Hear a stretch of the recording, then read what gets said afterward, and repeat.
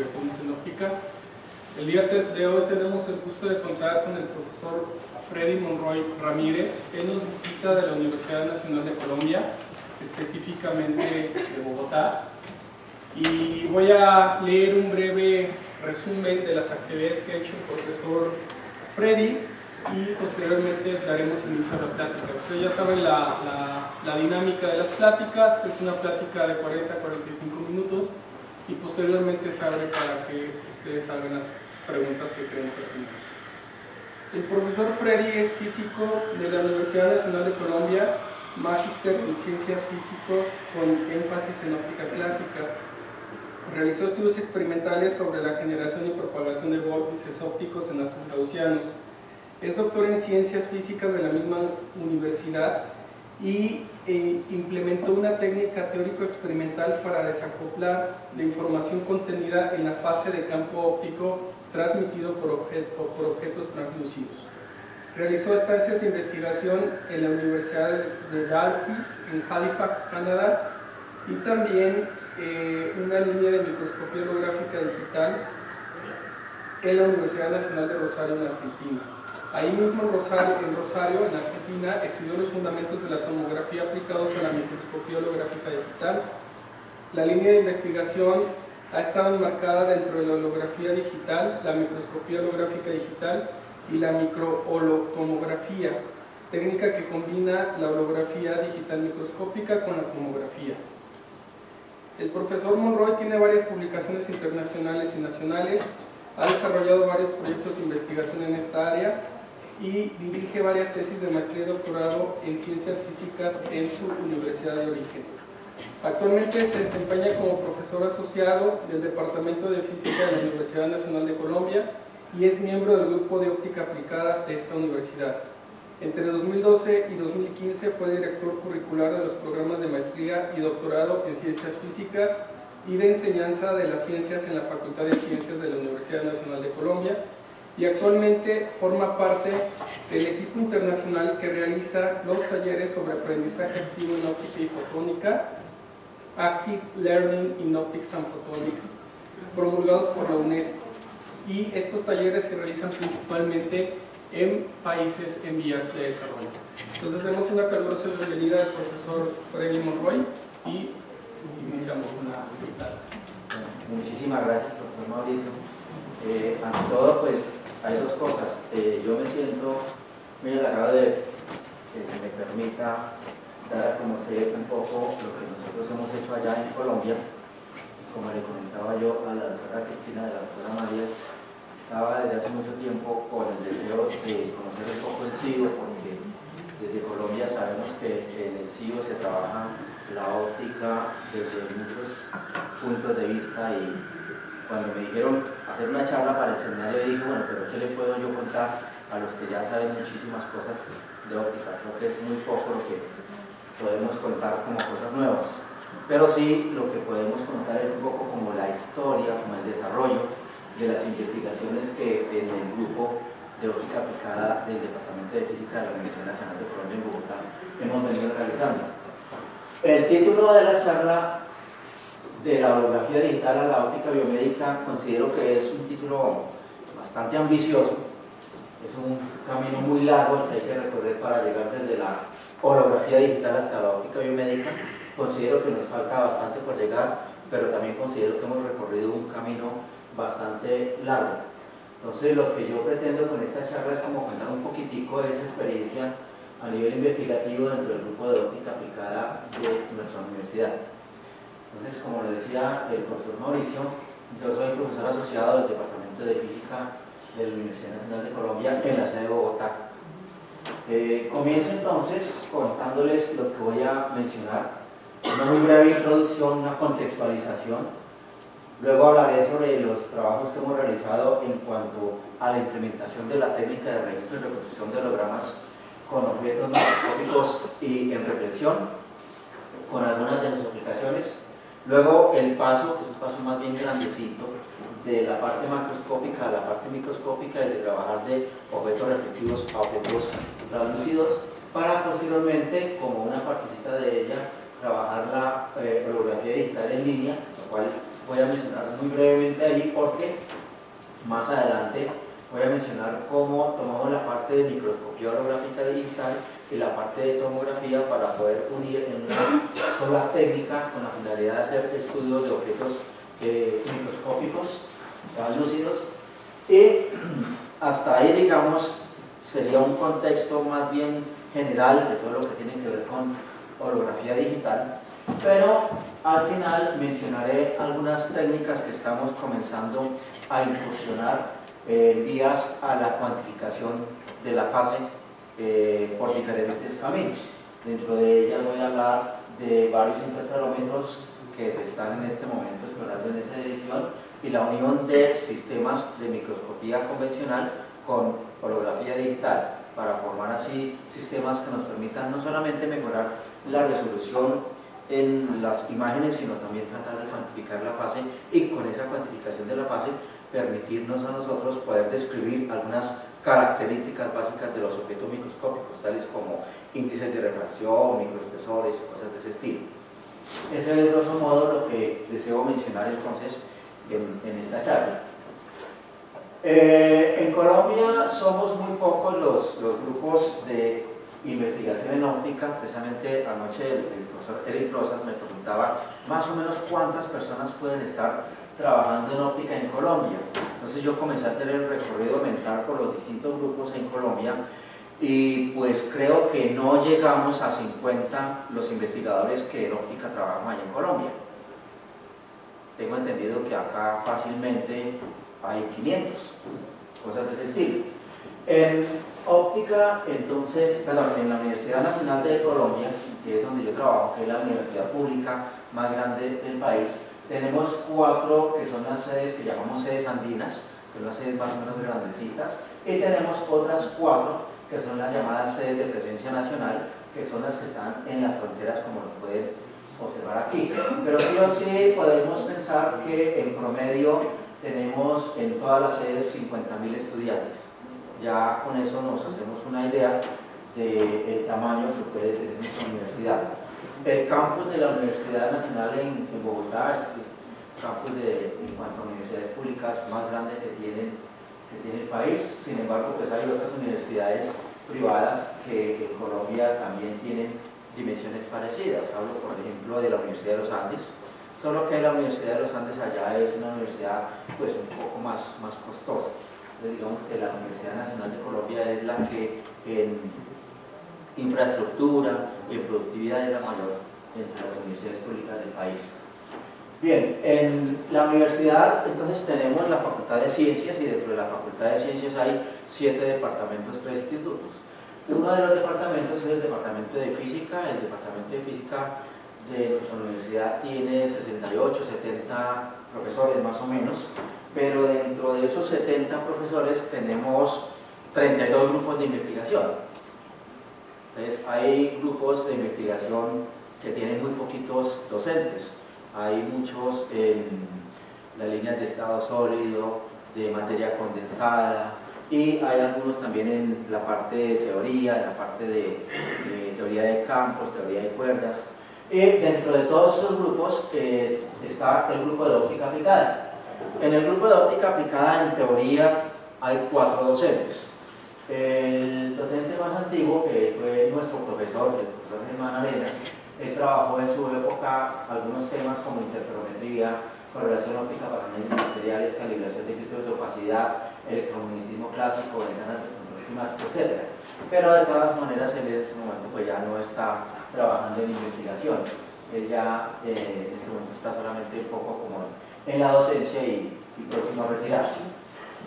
Otro de los docentes que conforma el grupo de óptica aplicada es el profesor Ricardo Mezquita.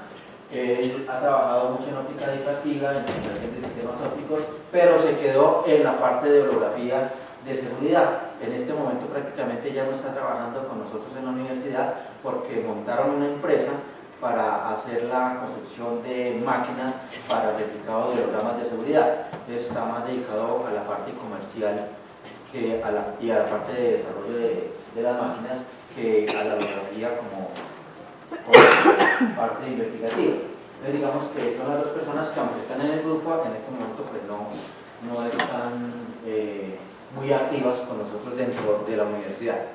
El tercer profesor que conforma nuestro grupo es el profesor Giovanni Mejía. El profesor Giovanni Mejía es egresado de acá, del CIO, él hizo su doctorado en óptica acá. La verdad no sé con certeza si fue en el 2002, 2003, por allá, por esos años. Pero él trabaja sobre todo en la parte de diseño de instrumentos ópticos aplicados a las ciencias de la visión. Habla de topografía corneal, agrometría ocular, lentes progresivas, óptica fisiológica. Él hizo la tesis acá con el doctor Malacara en esa época.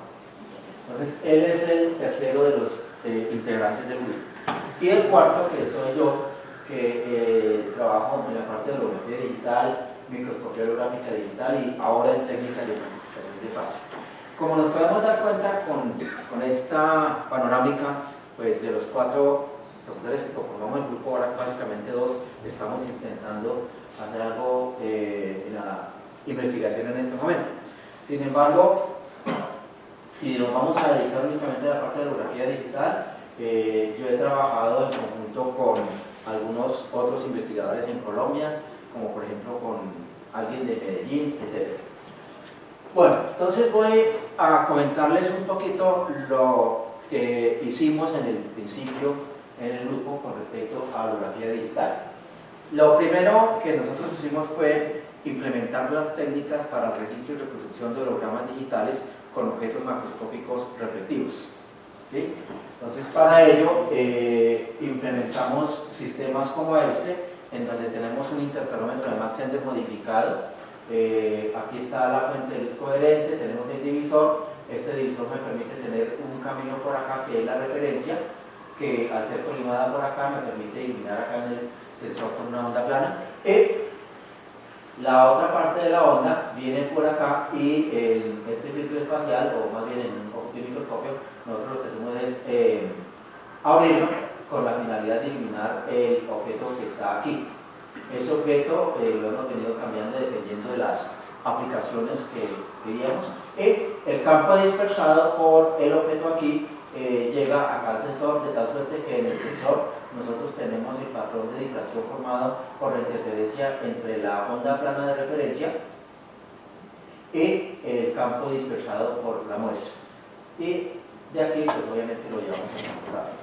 Listo. Entonces, ese es, a nivel muy general, el montaje óptico que se implementó en sus inicios hace ya casi 10 años para el registro de los hologramas de objetos macroscópicos en reflexión. Ustedes se dan cuenta acá hay unas partes que están tapadas porque esas son algunas adiciones que se han venido haciendo con la finalidad de hacer algunas aplicaciones. Por ejemplo, nosotros colocamos acá una resistencia como objeto y esa resistencia la podemos calentar, le damos un voltaje y vamos midiendo su temperatura con la finalidad de ir monitoreando el cambio en la temperatura. Es una aplicación que más adelante voy a mencionar. Pero sí o sí, este es el montaje genérico que hemos venido utilizando en el caso de objetos macroscópicos en reflexión. Cuando nosotros tenemos la matriz que representa ese patrón de interferencia y posteriormente vamos a la reconstrucción, implementamos los métodos numéricos para la reconstrucción. En este caso, para este tipo de objetos va bien la aproximación con Fresnel y hacemos la reconstrucción en amplitud, por ahora, de objetos macroscópicos. Ustedes observan, por ejemplo, acá, este es un carrito que tiene más o menos unos 7 centímetros de largo, unos 4 centímetros de alto más o menos. Hemos hecho la reconstrucción. Esta es una de las imágenes de él, esta es la otra imagen, la imagen gemela, y en el centro debería estar el orden 0. Ahí estuvo la primera tarea, cómo quitar el orden 0, porque ese orden 0 era el que nos estaba, digamos así, robando toda la energía y nos estaba quitando la energía que nos permitía tener información del objeto. Aquí tenemos, por ejemplo, otros objetos ya reconstruidos. Como ustedes se pueden dar cuenta, son reconstrucciones muy buenas, pero no son reconstrucciones que dan a primera mano. O sea, cuando uno hace la reconstrucción, realmente no se obtiene la reconstrucción de este estilo. Quiero hacer notar que uno siempre comienza trabajando en holografía digital con objetos que tengan muy alto contraste. Sin embargo, ya más adelante, cuando uno va mejorando las las técnicas no solamente experimentales, sino la parte de filtrado y la parte de mejoramiento de imagen, pues ya puede ir moviéndose hacia la reconstrucción del campo óptico reflejado por objetos de bajo contraste, para tratar de ir mirando algunos de los detalles. Por ejemplo, aquí este es un objeto que sencillamente es una tuerca pintada de blanco y ya. Pero sí o sí, aquí tenemos entonces la imagen enfocada, acá está la imagen desenfocada y ya se ha hecho un procesado de filtrado del orden C. Pero como les decía, a primera mano uno no tiene este tipo de reconstrucciones. Típicamente uno tiene que hacerle el quite a la parte del speckle, el ruido speckle que se genera. Entonces, para ese ruido speckle, nosotros implementamos una técnica que consiste en colocar un difusor rotante delante de la iluminación, de tal suerte que iluminamos con un patrón de speckle cada vez distinto y vamos girando el difusor y vamos registrando, girando el difusor, registrando, y así vamos a ir obteniendo distintos hologramas que vamos a reconstruir y luego hacemos un promedio de esos hologramas y con ese promedio lo que hacemos es disminuir ese ruido speckle. En ese orden de ideas, lo que uno tenía, por ejemplo, inicialmente como esto, que prácticamente el contraste del ruido speckle es tan alto que es un ruido que no está dejando tener la información del objeto como tal. Luego hacemos un procesado de correlación de esos hologramas por medio del difusor rotante, vamos mejorando un poco la imagen y vamos mejorando un poco más la imagen, ¿sí? Entonces lo que vamos dándonos cuenta es que a medida de que yo vaya promediando más hologramas decorrelacionados, voy disminuyendo el contraste del ruido speckle hasta tener imágenes que pues tienen una excelente calidad. El asunto es, bueno, ¿cómo podríamos intentar, por lo menos intentar, cuantificar qué tanto mejora esa imagen en términos del número de hologramas decorrelacionados?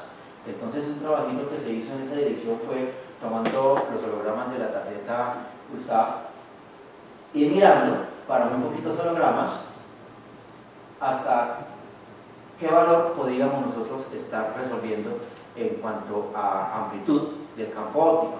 Entonces lo que se hizo fue primero tomar muy poquitos hologramas, mirar cómo podría ser un perfil de intensidades, de correlacionar, mirar ya en órdenes más pequeños, es decir, aumentando ya la resolución en términos de tratar de distinguir partes más pequeñas hasta que, bueno, llegamos intentando en esa cuantificación a algo de este estilo que nos da más o menos algo del orden de las 110 micras de objetos pequeños que podemos resolver. Eso pues aumentando en cada caso el número de hologramas decorrelacionados.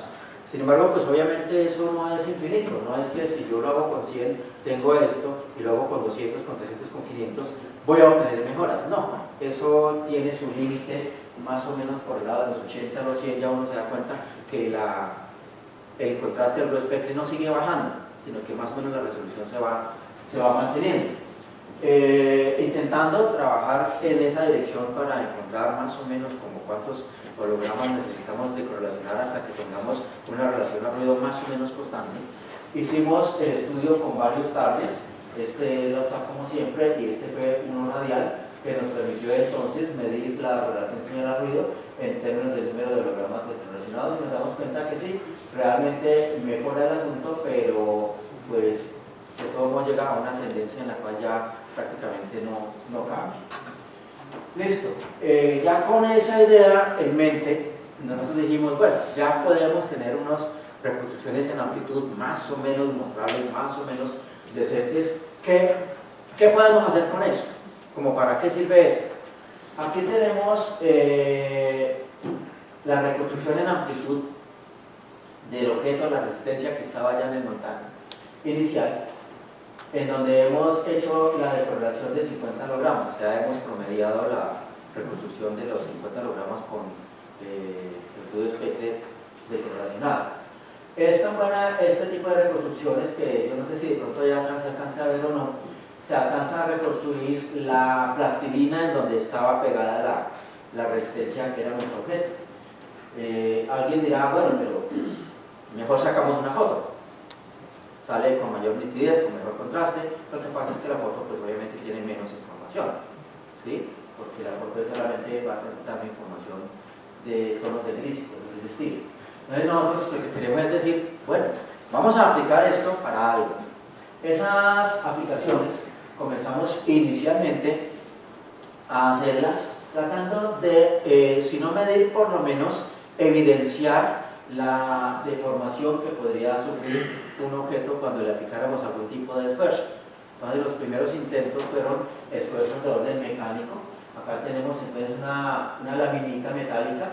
Esa laminita metálica la colocamos de tal manera que nosotros pudiéramos colgar aquí unas pesitas, que a medida que fuéramos colgando las pesitas fuera deformándose esta parte, ¿sí? Y la idea ¿cuál era? La idea era hacer lo que llamamos interferencia holográfica de exposición, es decir, tomar un holograma con el objeto no deformado, aplicar el esfuerzo, producir una pequeña deformación, tomar el otro holograma, aplicar más esfuerzo, tomar otro holograma y así sucesivamente, para posteriormente en las reconstrucciones hacer restas por parejas con la finalidad de identificar por lo menos la región de mayor deformación y más o menos en qué dirección podrían irse las deformaciones.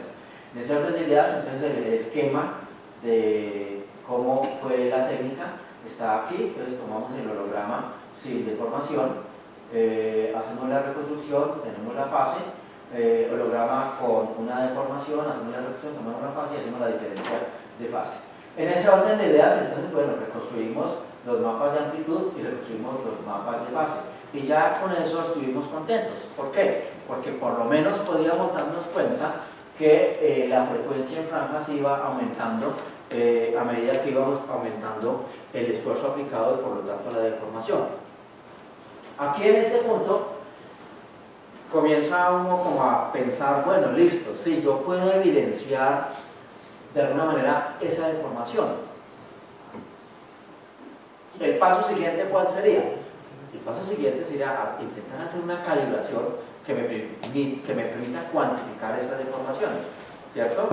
Entonces, en esta misma dirección y tratando de explorar más caminos, tratando de explorar unas aplicaciones adicionales, comenzamos a jugar ya con otros tipos de esfuerzos.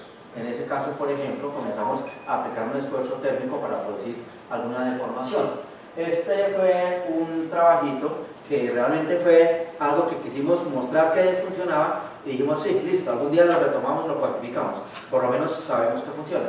Y era sencillamente aplicar esfuerzo térmico con diferentes geometrías de fuente térmica.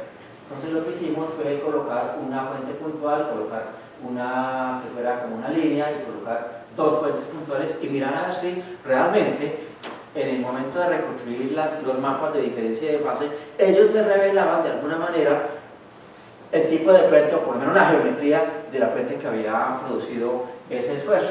Y sí, evidentemente nos damos cuenta que aquí es claro que hay una fuente casi que puntual, es claro que aquí hay dos fuentes casi que puntuales y que acá hay una fuente extendida. Digamos que ese fue un ensayito que realmente nos dijimos puede funcionar. Y puede funcionar, ahora el asunto es ¿a quién le puede interesar esto? ¿Cierto? O como en qué lo podemos aplicar.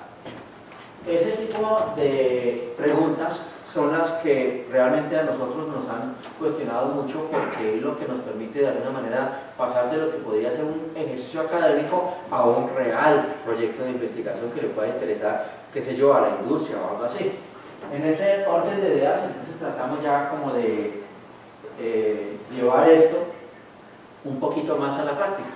Entonces aquella resistencia que estaba como objeto en su momento y que después le hicimos los hologramas de correlacionados para obtener una buena imagen de amplitud, comenzamos a, por medio de una fuente de voltaje, suministrarle calor para obtener gradientes pequeños de temperatura e ir mirando si realmente sí podíamos evidenciar esa deformación, esa dilatación que sufría la resistencia cuando la calentábamos. Y sí, claro, nosotros pudimos darnos cuenta en los mapas de amplitud.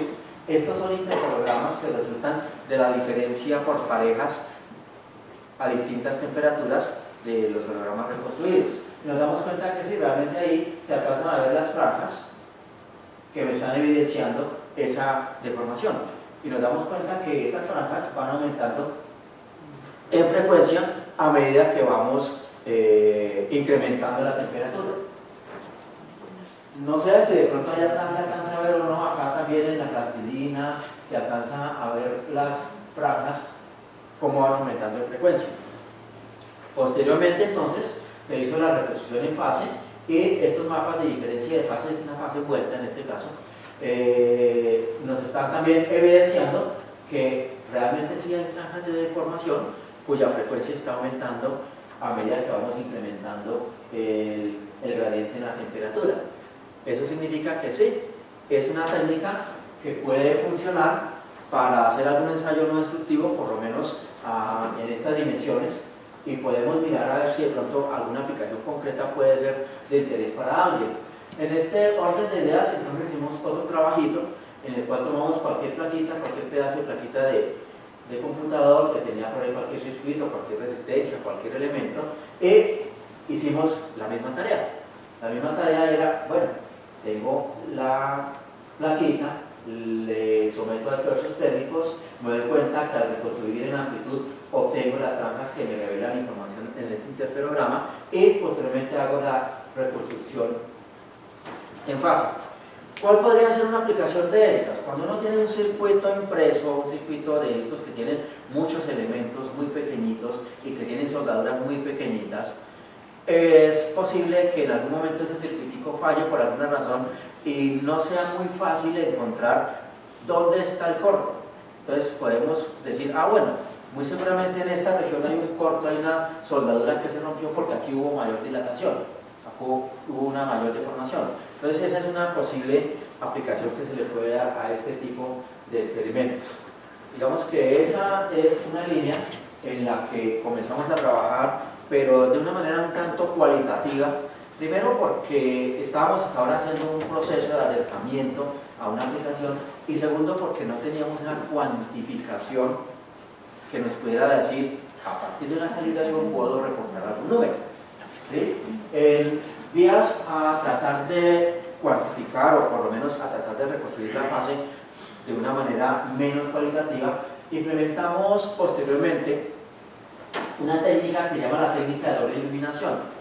Esta técnica de doble iluminación consiste en el mismo interferómetro original, el mismo que teníamos antes, en donde aquí tenemos la fuente de luz, acá viene un haz, que es el haz de referencia, y en el camino metimos un pequeño interferómetro. Ese pequeño interferómetro se metió allí, dentro del otro interferómetro, con la finalidad de controlar un poquitico la dirección de la iluminación sobre el objeto.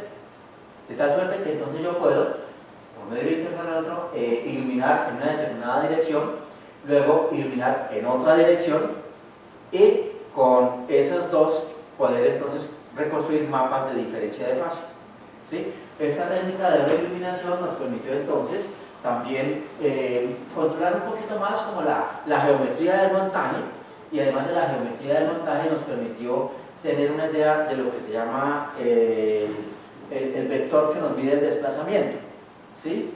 En ese orden de ideas entonces pudimos, cambiando la iluminación, tener alguna idea del vector sensitividad que nos dice más o menos qué tanto puede haber una deformación fuera del plano perpendicular a la dirección de propagación de la luz cuando está incidiendo sobre el objeto, y reconstruir mapas de amplitud y en este caso también de intensidad, mapas de diferencia de fase, pero aquí tenemos mapas de diferencia de fase envuelta, y bueno, posteriormente ya hicimos el desenvolvimiento de fase y podemos, para objetos de 3, 4 centímetros, tener reconstrucciones 3D en fase, y que ya tenemos una idea de cómo podemos de alguna forma medir un poquitico esas deformaciones. Con eso entonces se hicieron algunos ensayitos que nos permitieron entonces ya tener un mejor manejo de esa reconstrucción de fase cuando tenemos objetos macroscópicos en reflexión. Hasta ahí nosotros dejamos esa partecita, dijimos en ese momento, bueno, ya hay un camino recorrido en cuanto a cómo se implementa la técnica, cómo se registra, cómo es la reconstrucción y algunas aplicaciones. Sin embargo, pues sabemos que este es un campo abierto, sabemos que se pueden hacer más trabajos en esa dirección. Por ejemplo, hay dos trabajos que yo considero tenemos como guardados en el tintero, y es uno, hacer un trabajo muy serio de calibración, mucho más microscópico, y segundo, hacer microscopía, es decir, colocar un objetivo de microscopio por acá, de tal suerte que yo pueda hacer microscopía holográfica con objetos en reflexión. Eso, pues realmente por allá cuando yo estuve en Rosario hace muchos años, hicimos una pequeñita prueba, vimos que funcionaba, pero la dejamos así. Pero es un tema que está como entre el tintero y que es susceptible a ser trabajado. Mirar microscópicamente las deformaciones de estos objetos en reflexión. Hasta ahí, digamos, viene la primera parte del trabajo que hicimos hace algunos años, de todo lo que es holografía digital macroscópica en reflexión. De ahí entonces ya dimos el brinco en dos direcciones. Uno, ya no estudiar objetos reflectivos, sino objetos translúcidos, es decir, objetos que permiten el paso de la luz, alterando muy poco la intensidad, pero alterando mucho la fase. Y también tratando de trabajar en microscopía, es decir, metiendo ya objetivos de microscopio. Entonces, esta microscopía holográfica digital la comenzamos a trabajar de una manera muy simple, lo más básico posible. ¿Cuál es la idea? La idea es que todo sistema entonces tiene algún sistema formador de imagen, este es el objeto, y forma uno en la CCD una imagen aumentada del objeto. Y lo que se hace en la microscopía es ahora agregar sencillamente una referencia. ¿Sí?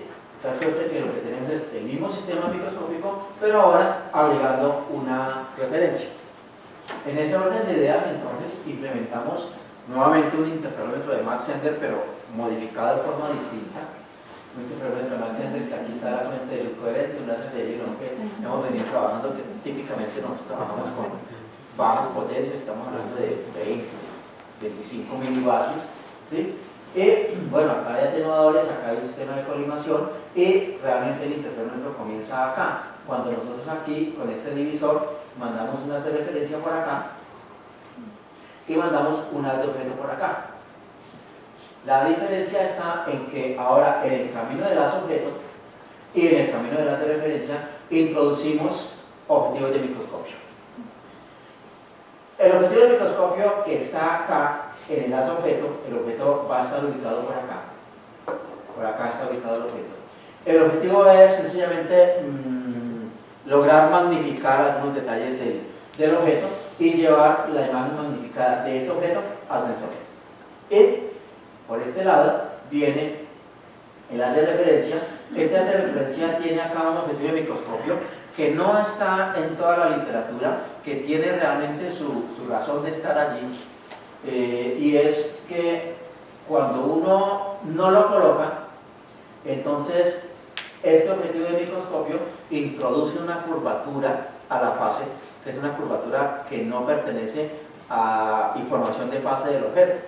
Entonces nosotros necesitamos de alguna manera compensar o quitar un poquito esta curvatura que está metiendo el objetivo de microscopio.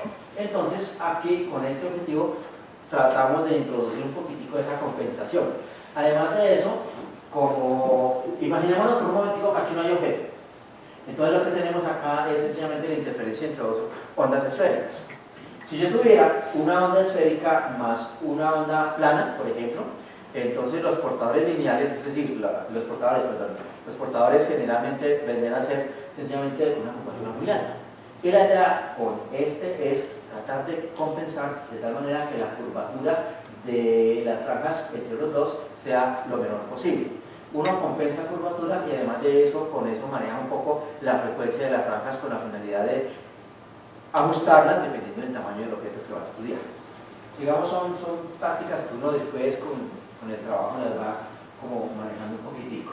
Acá hay una parte tapada que corresponde a la fuente de voltaje, que corresponde al sensor de temperatura y demás para unas aplicaciones de lo que utilizamos como objeto aquí. Y acá está, bueno, también un control que es el que después se utiliza para calcular un motor de paso cuando coloquemos la parte de holograma, de microscopía holográfica digital con tomografía. Por ahora, digamos, el montaje del microscopio holográfico digital estaría en su base así.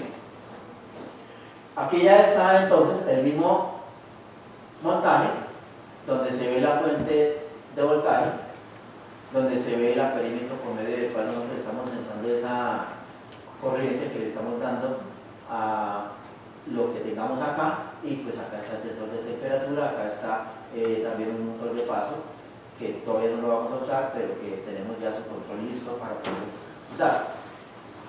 ¿Qué podemos colocar como objeto? Como objeto nosotros comenzamos colocando, por ejemplo, cosas muy sencillas como capilares de vidrio. Digo sencillas en términos de, como vamos a reconstruir fase, tenemos que tener simetrías más o menos sencillas y tenemos que tener variaciones de índice también más o menos sencillas, ¿cierto? Y esa simetría que sea más fácilmente manejable para posteriormente poder hacer la rotación de una manera mucho más sencilla. Entonces trabajamos capilares, trabajamos fibras ópticas, cosas por el estilo. Acá entonces, en este sitio, teníamos colocado al comienzo alguna cubetica en donde podíamos tener fibras ópticas, por ejemplo, de tal manera que pudiéramos controlar un poquitico la atmósfera al interior de la cubeta. Ya voy a mencionar por qué. Listo, entonces el proceso de reconstrucción, eso era para el registro.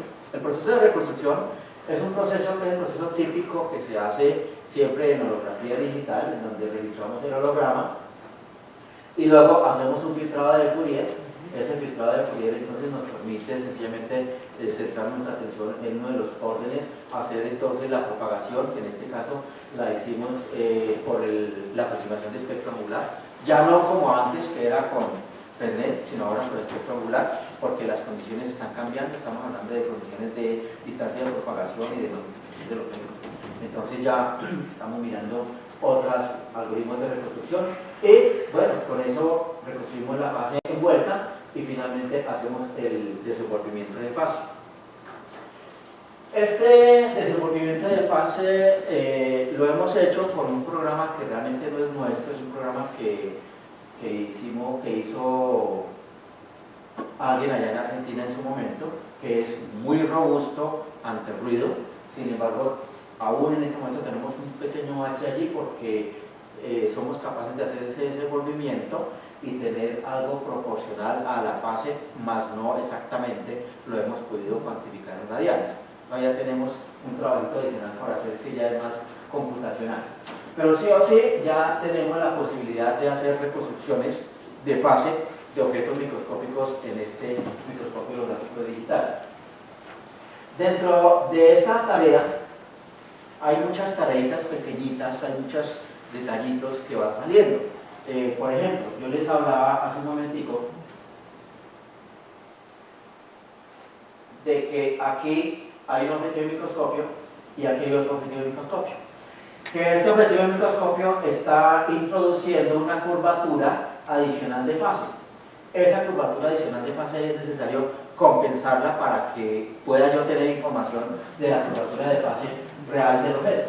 Entonces, si uno no hace esa compensación, cuando uno reconstruye la fase va a tener algo de ese estilo, cuando la desenvuelve va a tener algo de ese estilo, pero entonces hay que implementar alguna técnica, ya sea experimental, ya sea teórica, para compensar esa curvatura. Entonces ya cuando uno compensa esa curvatura, tiene algo de ese estilo o tiene algo de este estilo. Esta es la reconstrucción de fase del capilar. Esta es una técnica experimental que creo que es muy conocida por todos, en donde uno registra el holograma con objeto, el holograma sin objeto, reconstruye ambas fases a la serie, la diferencia de fase ya con eso tiene la fase compensada. Sin embargo, aunque no está en esta presentación, también hicimos algunos ensayitos y es una tarea que está a medias, digo yo, porque se puede mejorar, que es la compensación de fase digital. La compensación de fase por medios digitales consiste básicamente en el registro y luego en la reducción de amplitud, tomar un pedacito de fase en donde no haya objeto, una regioncita, y hacer una extrapolación a un polinomio que me permita tener una fase llana, de tal manera que yo tenga una fase de referencia y pueda restar a la fase del objeto. ¿sí? Es un trabajo teórico que también en algún momento hicimos, no hemos continuado con él, pero pues creo que no es tan complicado en un momento dado hacerlo. Hasta que digamos que tenemos una idea de cómo reconstruir los mapas de amplitud y los mapas de fase en microscopía holográfica digital en transmisión. Pero, ¿para qué? El asunto es, en el grupo de óptica aplicada siempre tratamos de aplicar a algo. Y ese aplicar a algo implica, si yo reconstruyo la fase, tengo que tratar de sacar la información que la fase contenga de alguna manera. Todos los mapas de fase, entonces, que yo pueda reconstruir de objetos translúcidos, van a tener básicamente dos informaciones allí metidas. Esta variación en camino óptico introducida por la variación en fase que introduce el objeto tiene información del índice integral, el índice de refracción de la muestra, y tiene también información de ese camino óptico que recorrió la luz dentro de la muestra. El asunto es que este mapa de fase va a tener las dos informaciones unidas, mezcladas. Entonces, ahí fue cuando nosotros nos pusimos en una tarea prácticamente titánica de tratar de desacoplar las dos informaciones que contiene la fase, la información de índice de refracción y la información de espesor que pueda tener la muestra. En ese orden de ideas, entonces ya pensando en que posteriormente vamos a utilizar muestras biológicas y vamos a necesitar tratar de encontrar el índice de refracción de una célula, de un grano de polen, de lo que sea. Entonces necesitamos desacoplar esa información. En vías a ese desacople, nosotros comenzamos a implementar una técnica que inicialmente la trabajó el grupo de Porcin allá en Lausana, en Suiza, que es introducir al objeto dentro de un medio que tenga un índice de refracción conocido y controlable. Entonces, ¿cuál es la idea? La idea es meter mi muestra dentro de un medio que inicialmente tenga algún índice de refracción y que posteriormente yo, controladamente, le pueda cambiar ese índice de refracción. De tal suerte que entonces, si este fuera el objeto que tiene un determinado índice, si este fuera el objeto en estudio, metido dentro de una cubeta que tenga un material que tenga un determinado NSVM y que tenga un tamaño, entonces yo pueda, cambiando el índice de refracción del ambiente, del medio que rodea a mi muestra, tener ahora un índice NSVM más un delta N conocido. De tal forma que entonces yo con esto pueda registrar un holograma, reconstruir la fase, registrar un holograma, reconstruir la fase, y con dos mapas de fase y con dos incógnitas que son el índice de la muestra y el tamaño de la muestra, tener un sistema 2x2 para poder resolverlo. Suena aritméticamente muy fácil, suena supremamente simple. El asunto es cómo implementar experimentalmente este cambio del índice de refracción del medio, inicialmente en NSVM y luego en NSVM más un delta N. En esa dirección entonces nosotros consideramos varios caminos. Un primer camino, cambiar el medio dentro de la cámara, cambiar el líquido, no sé, agua, glicerina, alcohol, etcétera, ¿cierto? Para ir teniendo una idea del índice de refracción de ese material que rodeaba nuestra muestra. Otro es meter la muestra dentro de una camarita muy sellada, muy cerrada, y que yo pueda de alguna manera cambiar la presión interna del aire que está dentro de la cámara para cambiar ese índice de refracción. Otro, cambiar la temperatura del líquido en donde esté la muestra.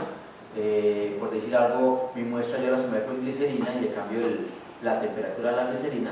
Por eso era que allá en los montajes yo tenía la cubetica y tenía la fuente de voltaje, tenía la termocupla, etcétera, etcétera, para poder ir cambiando la temperatura dentro de la cámara.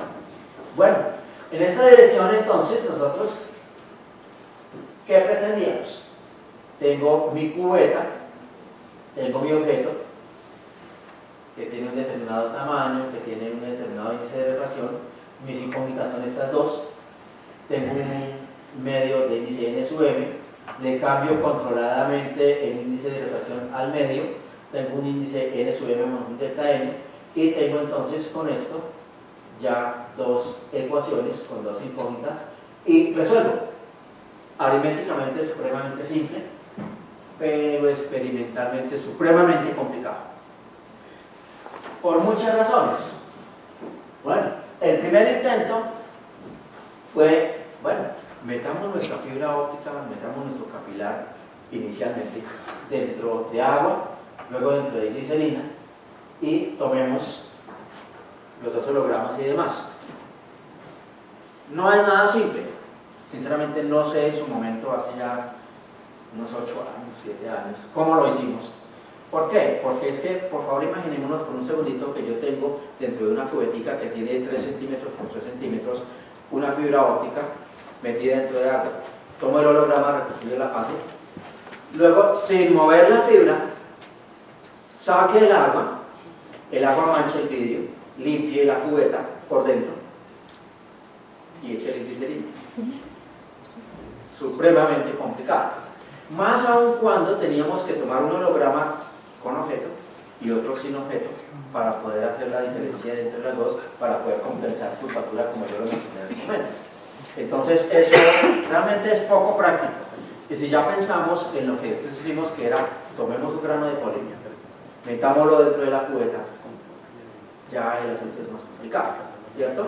Entonces ese procedimiento de desacople fue algo experimentalmente, entonces optamos por tratar de cambiar la presión. Entonces metimos nuestra fibra óptica dentro de la cubetica, bien sellada, y de alguna manera estábamos cambiando la presión interna de allí, y bueno, obviamente hay procesos de calibración iniciales para ir mirando cómo puede estar variando.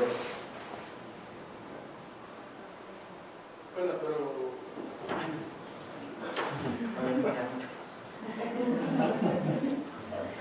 Bueno,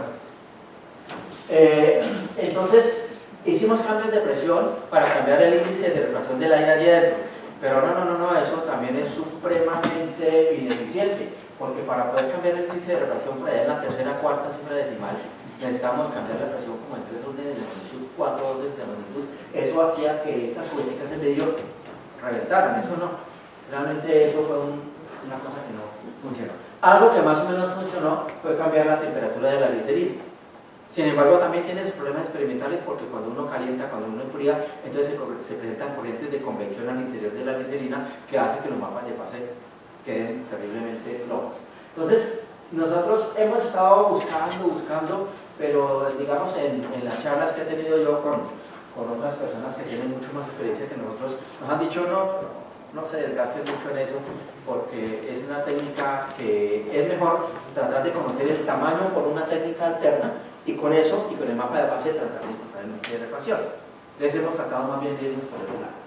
Entonces aquí hay algunos resultados que pueden pasar muy rápido, porque la verdad no esperaba que por el tiempo así, donde hemos hecho algunos de esos intentos, cambiando la presión, cambiando la temperatura. Esta es una fibra óptica semidesnuda, reconstruida en fase. Estos son mapas de fases reconstruidas en un medio con una temperatura, en el mismo medio con otra temperatura, y tratando de, a partir de eso, desacoplar y tener información tanto del índice como del tamaño como tal. Bueno, ya entonces poco a poco fuimos migrando hacia objetos biológicos. Entonces comenzamos con un proyecto muy bonito que es sobre palinología. La palinología es una parte de la biología que estudia los granos de polen. Entonces nos concentramos en estudiar los granos de polen. ¿Por qué nos concentramos en eso? Porque los palinólogos en sus atlas palinológicos reportan siempre descripción morfométrica de las muestras, a partir del tamaño, a partir de las punticas, a partir del huequito, a partir de todo ese tipo de cosas. Ellos hacen su clasificación de los granos de polen. Sin embargo, nosotros nos dimos cuenta que podríamos eventualmente aportar allí un poquito, dándoles información del índice de refracción. Inicialmente esperábamos dar información del índice de refracción del grano, después nos dimos cuenta que no era muy útil para ellos, porque ellos hacen un proceso de acetólisis que es sacar todo lo del grano de polen por dentro y dejarlo lleno de glicerina. de tal suerte que lo que está hecho pues no les aporta mucho, pero nos dimos cuenta que para ellos es muy importante el espesor de las capas de los granos de polen. La exina, la nexina son capas de los granos de polen que tienen unos espesores, pero no conocían el índice de refracción. Entonces nos dedicamos nosotros a trabajar un poco con los granos de polen, a tratar de cuantificar un poco esos granos de polen en términos de diámetro, en términos del grosor de las capas, y finalmente, después de todo esto, esta es una magnificación de esta parte, logramos buenas magnificaciones con objetivos de 20x, mientras que con microscopía ellos para esa misma magnificación estaban necesitando objetivos del orden de 100x, cosas por el estilo. Y con esto nosotros lo que hicimos fue aportar información sobre el índice de refracción de las capas de los granos de polen, información que no tenían los palinólogos. Entonces ese fue en esa dirección nuestro aporte. Bueno, después de trabajar con los granos de polen, y actualmente entonces estamos trabajando en otras aplicaciones un poquito más hacia la biología, un poquito más hacia la medicina, y con microscopía holográfica digital hemos estado ahora trabajando con la caracterización de macrófagos. Los macrófagos son del orden de unos 20-25 micras de tamaño, y la idea cuál es? La idea es que nosotros podamos diferenciar cuando un macrófago está sano, como por ejemplo un macrófago como estos. Esta es una reconstrucción en fase de un macrófago, esta es la reconstrucción en 3D, y este es como el perfil como para tratar de ir mirando cómo es su índice de refracción. Pues ya estamos midiendo el macrófago en tamaño por otro lado, y con eso el índice de refracción para evitarnos el problema del desacople. Y luego vemos como un macrófago ha fagocitado, se ha comido algún objeto, que es precisamente el inicio del estudio de la leishmaniasis. Entonces la idea es, este macrófago ya lo podemos ir mirando, esta es una reconstrucción en fase también, y podemos darnos cuenta que realmente al hacer el perfil el macrófago ya ha fagocitado algo. Estamos haciendo estudios iniciales sencillamente que el macrófago fagocite microesferas conocidas, y estamos tratando de cuantificar esas variaciones entre el macrófago antes de haber fagocitado y después de haber fagocitado. Esa es una de las aplicaciones que estamos comenzando nosotros a trabajar con el grupo de biofísica de allá de la Universidad Nacional. En esa misma dirección, para trabajar holografía en línea, que es la holografía de Gabor, hemos comenzado a trabajar no solamente con esos macrófagos, sino con algunas otras células. Por ejemplo, con glóbulos de sangre hemos comenzado ya a trabajar, como ir mirando cómo podemos medirlos, cómo podemos analizar sus comparaciones de índice de refracción y demás. Esto es una calibración inicial que se hizo, y nos dimos cuenta que es muy bueno todo, pero hay que ser conscientes que no estamos en Planilandia, que estamos en el mundo de 3 dimensiones. Entonces agregamos un motor de paso, y ese motor de paso ahí le colocamos la muestra, registramos, giramos el motor, registramos, retiramos el motor, y así sucesivamente. A partir de eso lo que hemos hecho es entonces de la parte holográfica agregarle la parte de tomografía. Esa parte de tomografía y la parte de holografía es lo que nos da la técnica que hemos venido llamando microholotomografía. Entonces estamos agregando acá el motor de paso, y acá estamos entonces teniendo el control de ese motor de paso. De tal suerte que entonces ya podemos reconstruir fase en varios planos. La técnica de microholotomografía consiste en que yo registro y reconstruyo la fase en un plano, reconstruyo la fase en otro. Entonces trabajo con las fases reconstruidas en distintos planos. Y en ese orden de ideas, entonces, este es un resultado experimental en donde hicimos para una muestra pequeñita que hagan de cuenta es una pequeña obstrucción en un capilar, y hemos podido reconstruir un videíto con fases reconstruidas, o sea, es netamente experimental. Ahí está entonces la muestra el objetivo que nos estaba a nosotros dando la idea de que sí, podemos entonces utilizarlo para mirar obstrucciones de microcanales. Aquí entonces intentamos con la microholotomografía implementar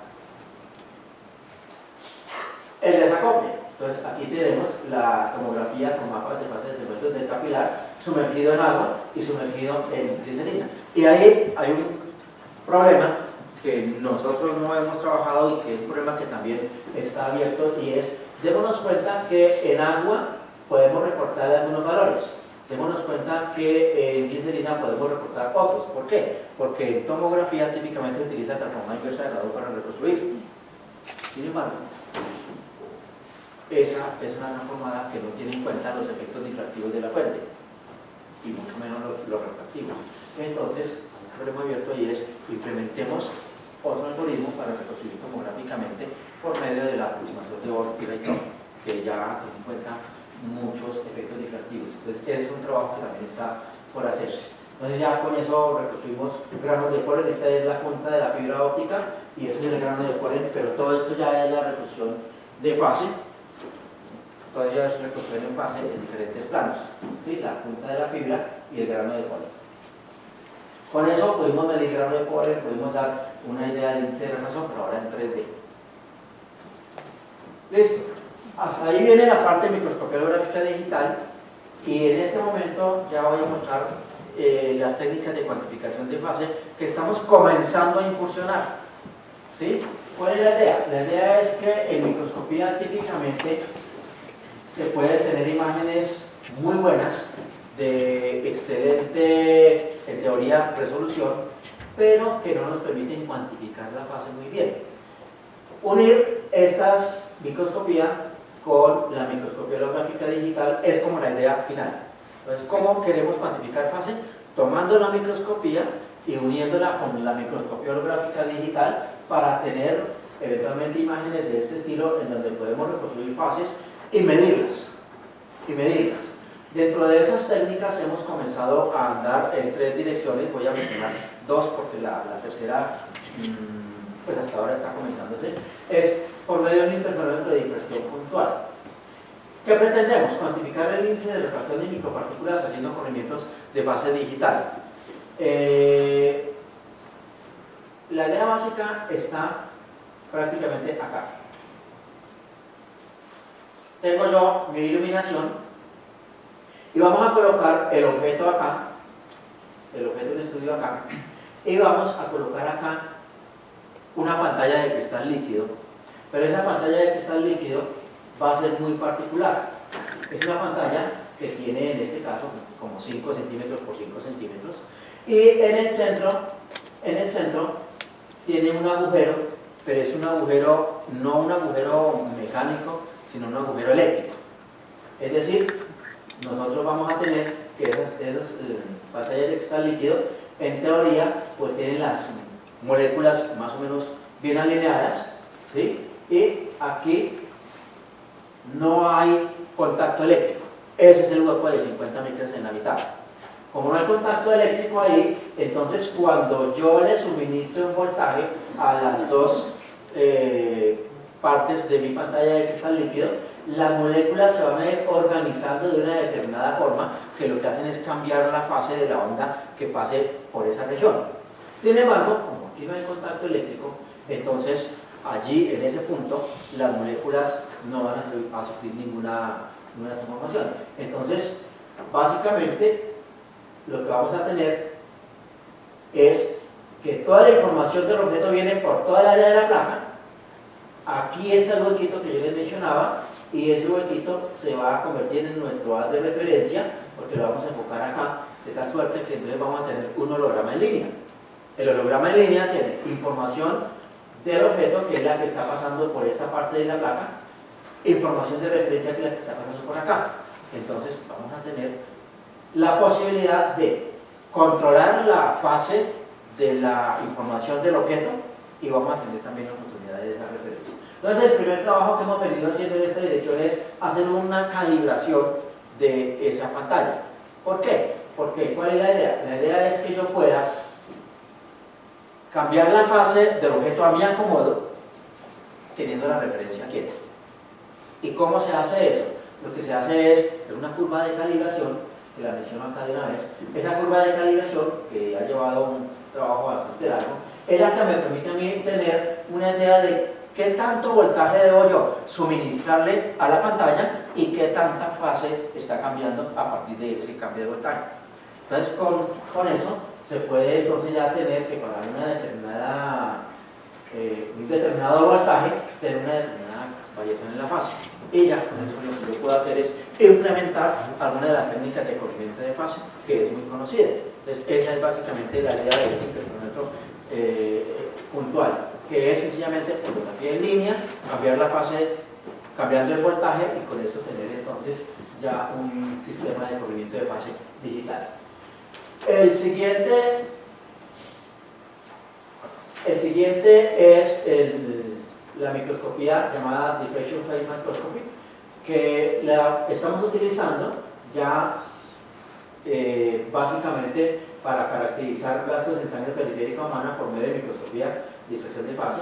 ¿Y cuál es la idea? La idea es la siguiente: la motivación es que cuando tenemos sangre humana sana, normal, vamos a tener esta relación en cuanto a cantidad de glóbulos rojos y los demás elementos que contienen la sangre. Fíjense ustedes que prácticamente hay muy poquitos neutrófilos, linfocitos y monocitos, pero cuando ya la sangre no está sana, ya cuando tiene inicios de leucemia, ya comienzan a cambiar esa relación de cantidad de partículas dentro de la sangre. Estoy hablando de los eritrocitos comparados con las demás partículas. Entonces, ¿cuál es la idea? Sería primero mirar cómo está la sangre humana sana e ir mirando cómo está cambiando la proporción de cantidad de partículas en la sangre. Entonces, para ello, entonces, estamos implementando esta microscopía de difracción,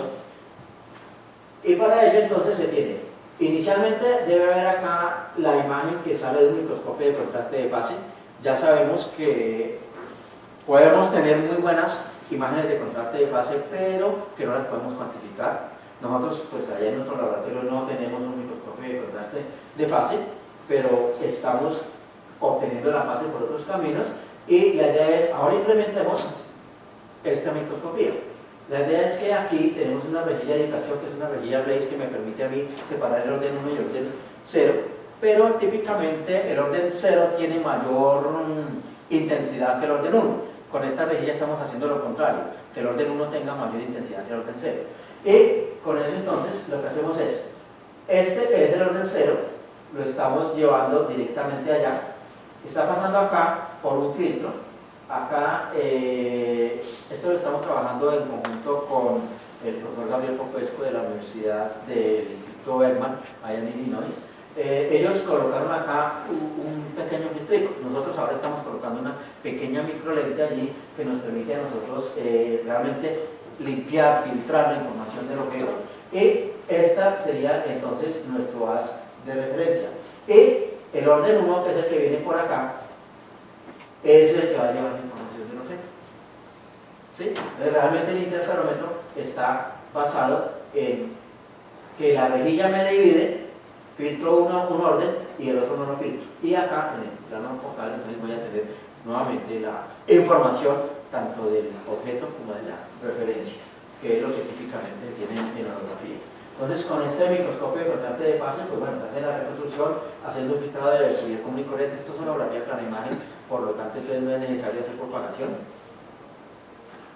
y se hace con la compensación y demás.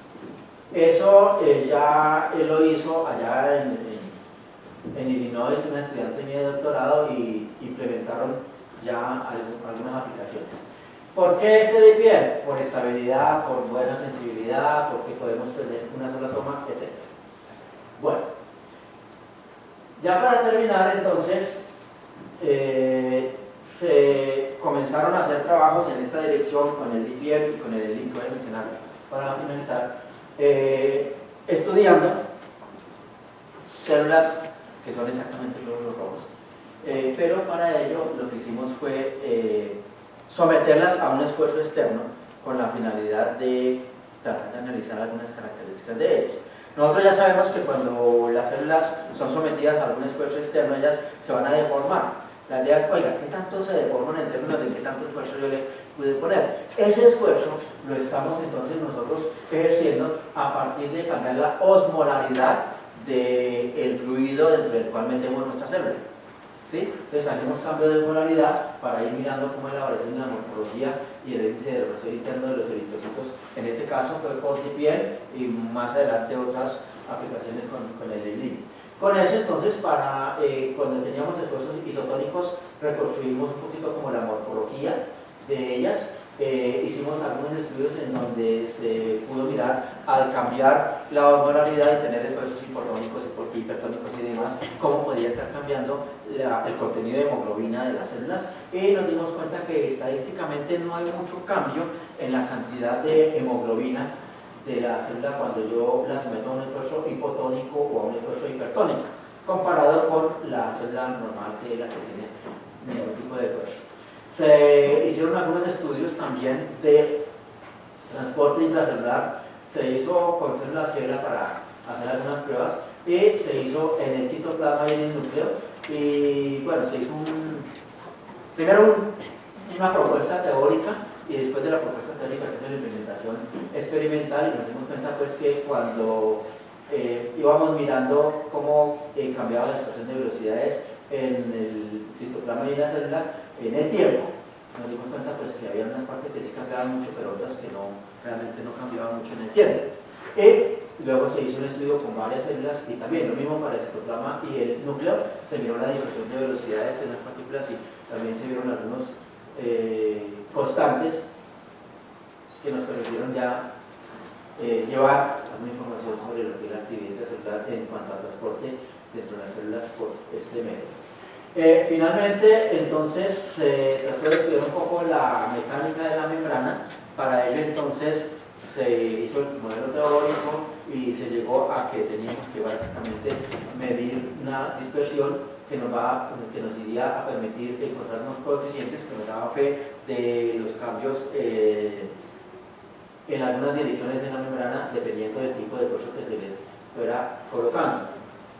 Eso pues realmente no fue suficiente, nos tocó, trabajando con el profesor Popesco ya, hablar un poquitico de la otra técnica que es el SLIN, que el SLIN es básicamente tomar nuevamente la imagen de contraste de fase del microscopio y agregarle un modulador de fasas de luz, y con ese modulador de fasas de luz yo pueda tener una fase de referencia que yo pueda controlar para así implementar entonces corrimientos de fase y bueno, implementar nuevamente las técnicas de corrimiento de fase para hacer esas reconstrucciones.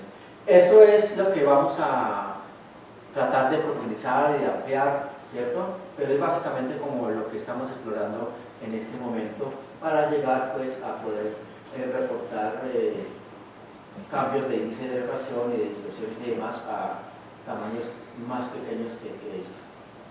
Pues básicamente eso es como el recorrido muy rápido de lo que hemos venido nosotros trabajando.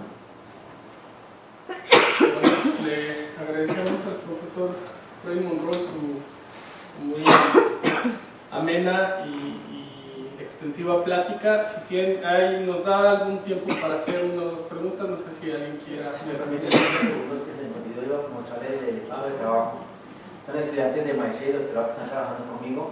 He trabajado en palinología. Ella es la que está trabajando, Estefanía, la de la parte de macrófagos. Ella está trabajando de la pantalla de cristal líquido. Él trabajó también algo de palinología. Ella fue la que trabajó el Vivier y el ELIN allá en Illinois. Y Kaori, que estuvo acá hace como unos 2 meses, está trabajando en este momento el inicio de lo que es la parte de leucemia. Y ellos son 3 estudiantes de pregrado que están comenzando a trabajar con nosotros. Ya. Sí. No sé si tienen alguna pregunta, comentario, expresión de público, etc.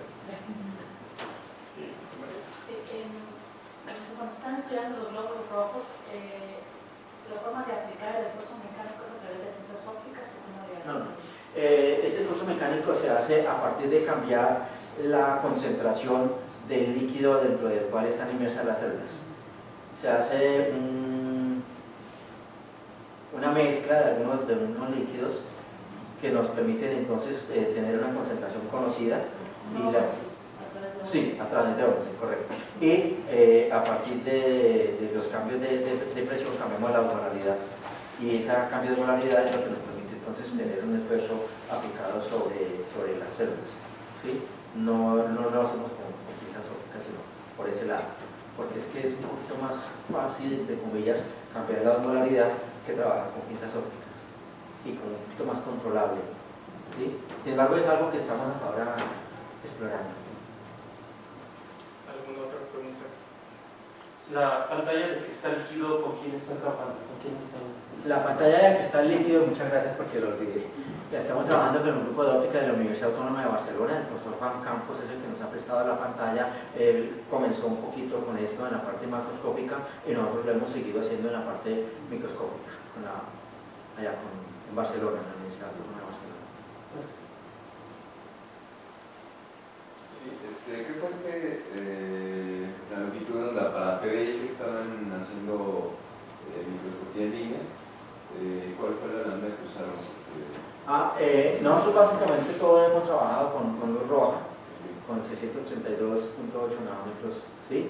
Ahora ya para últimas pruebas pues estamos comenzando a pensar en trabajar con luz blanca, pero pues todavía no estamos como corriéndonos hacia allá. Bueno, pues si no hay más preguntas, agradecemos al profesor Freddy Monroy su plática. En nombre de